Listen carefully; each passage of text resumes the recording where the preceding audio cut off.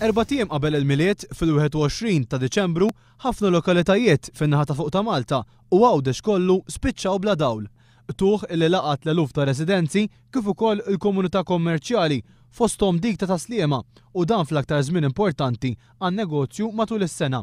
Fis-27 ta' Diċembru f'kummenti ma' One News, il-kellim laburista Joe Mizzi qal li dan it-tuħ tad-dawl kien kawża ta' ħsarat ġodda fl-estensjoni tal-impjant tal-BWSC.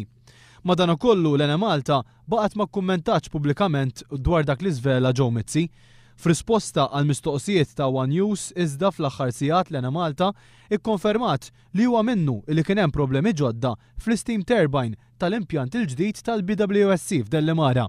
Fir-risposta tagħha l-Ena Malta spjegat ukoll li ser ikun hemm bżonn jinbidlu il-parts bil-ħsara u li dawn ser jaslu f'Jannar.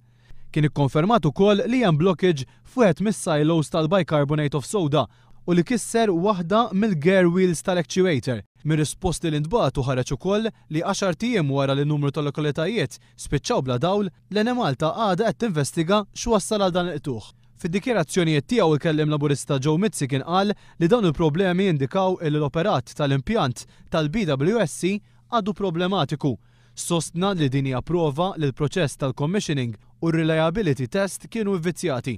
Temjejt li fi proġetti kbar bħal dak tal-BWSC hija prassi normali li l-kuntrattur u x-xerrej, f'dan il-każ il-BWSC u l-Ena Malta, jilħu dak li jissejjaħ service agreement fejn il-kuntrattur iħalli esperti tekniċi fuq l-impjant sabiex jassistu fl-ewwel xhur tal-operat tal-impjant. Iżda fil-każ tal-BWSC ma ġarax hekk.